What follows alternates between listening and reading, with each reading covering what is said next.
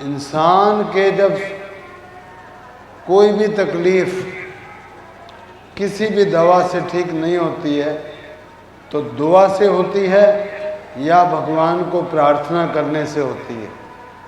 वैसे भी मानव देह बड़े शुभ कर्मों के बाद मिलती है। अनेकों अनेक जन्मों के बाद, प्रार्थनाओं के बाद इंसान को ये मानवीय जीवन मिलता है। प्राणी को मानवीय जीवन तभी मिलता है जब वो अनेकों जन्म जन्मांतरों में ठोकर खाता हुआ प्रार्थना करता है भगवान से कि हे परमपिता परमात्मा, मेरे कष्ट क्लेश दूर करें, मुझे मौका दें आपसे मिलने का। तभी मानव देह मिलती है। और जीवन का वास्तव में जो हमारा उद्देश्य है और होना चाहिए वो है केवल आत्मा और परमात्मा का मिलन। और आप माने या ना माने, योग केवल आसन, क्रियाएं, प्राणायाम या बंद या मुद्राएं या एक प्रकार का कोई व्यायाम नहीं है। ये एक ऐसी महानतम कला है जिसको अडॉप्ट करने से आपका न केवल स्वास्थ्य ठीक रहता है हमेशा के लिए, आप दीर्घजीवी बनते हैं, बल्कि मन को शांत कर, विवेक को प्राप्त कर आत्मा और परमात्मा के मिलन को संभव बना सकते हैं।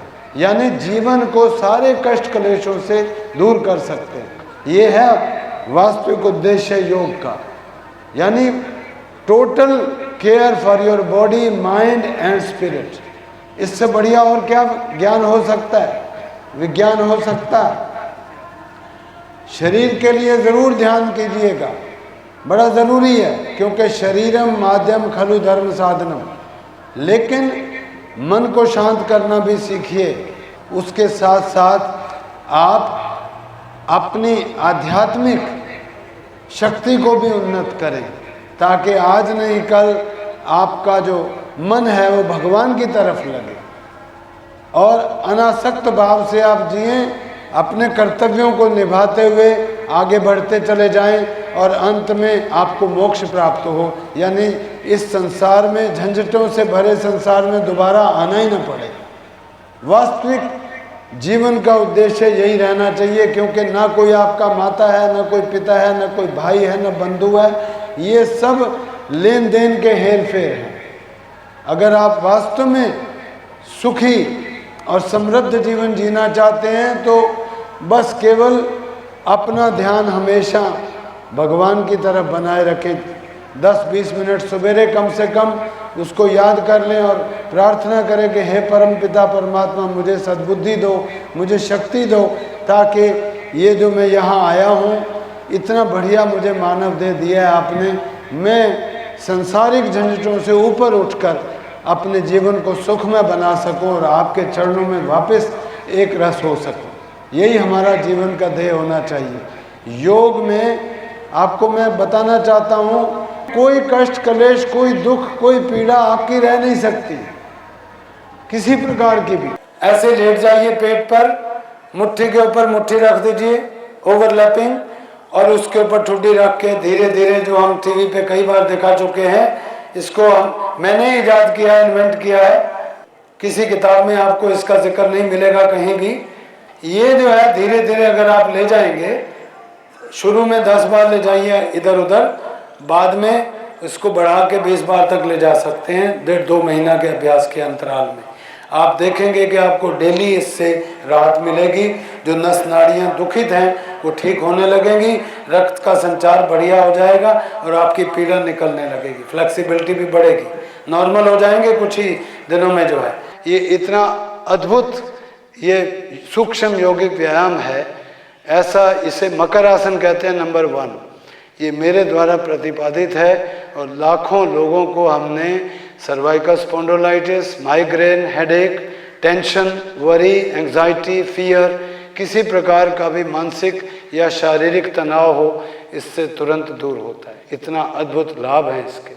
और धीरे धीरे करिए, चेहरे पे रौनक बनने लगती है, झुर्रियाँ नहीं आती हैं, गर्दन में तनाव नहीं आता।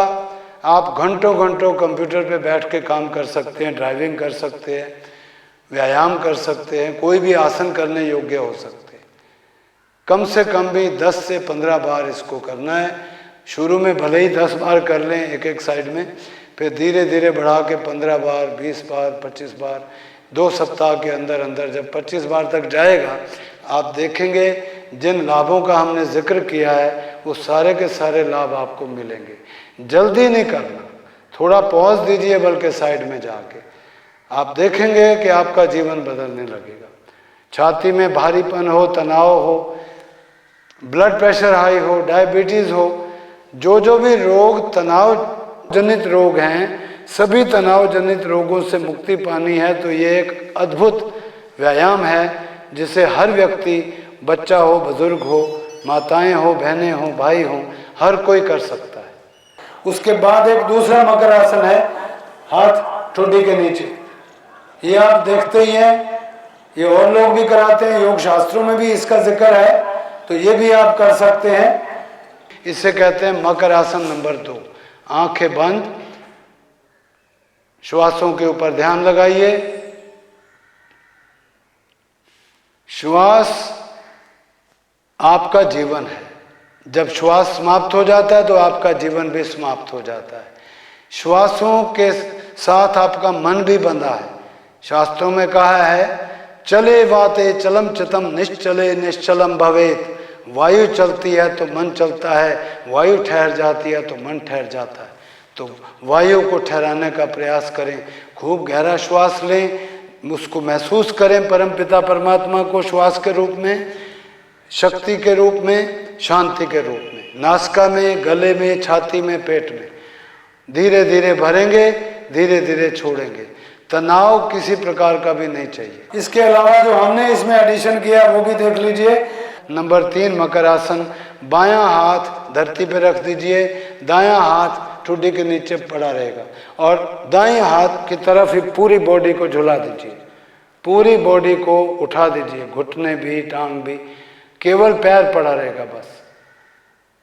अब चेंज करिए, दूसरी तरफ जाइए, हाथ ठुड्डी के नीचे रखिए, घुटना, जंघाएं उठा दीजिए पूरा, धीरे धीरे हाथ ठुड्डी के नीचे पड़ा रहेगा। बहुत ही धीरे धीरे करेंगे। दुनिया भर का तनाव, दर्द, तकलीफ, लैक ऑफ सर्कुलेशन सब ये तिरोहित होने लगेंगे यदि आप ये तीनों मकर आसनों का अभ्यास करेंगे। धीरे धीरे करें, श्वासों को सिंक्रोनाइज करें। कम से कम भी 3-3 बार कर लिया करें, बाद में बढ़ाकर 5 से 7 बार भी कर सकते हैं। जिन लोगों को बहुत ज़्यादा चक्कर आते हैं, कमर में बहुत दर्द है, बहुत स्टिफ हैं, ऐसे भाई बहन इसे नहीं करेंगे, अन्यथा इससे ये रोग कभी आते नहीं हैं। इसके अलावा हमने आपको दिखाया था बिलाव आसन, पहले भी दिखाया, आपको याद होगा, घुटनों पे और कोहनी पे खड़े होकर आगे पीछे बॉडी को झुलाते हैं, उसको बिलाव कहते हैं। एक बार फिर देख लीजिएगा। सांस भरेंगे, इधर आएंगे, बैठेंगे, श्वास छोड़ेंगे, आगे जाएंगे।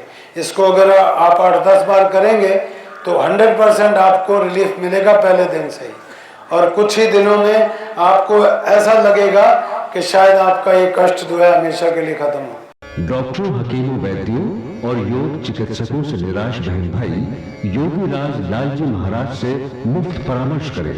योग दिव्य मंदिर, सेक्टर 6, आर के पुरम, नई दिल्ली।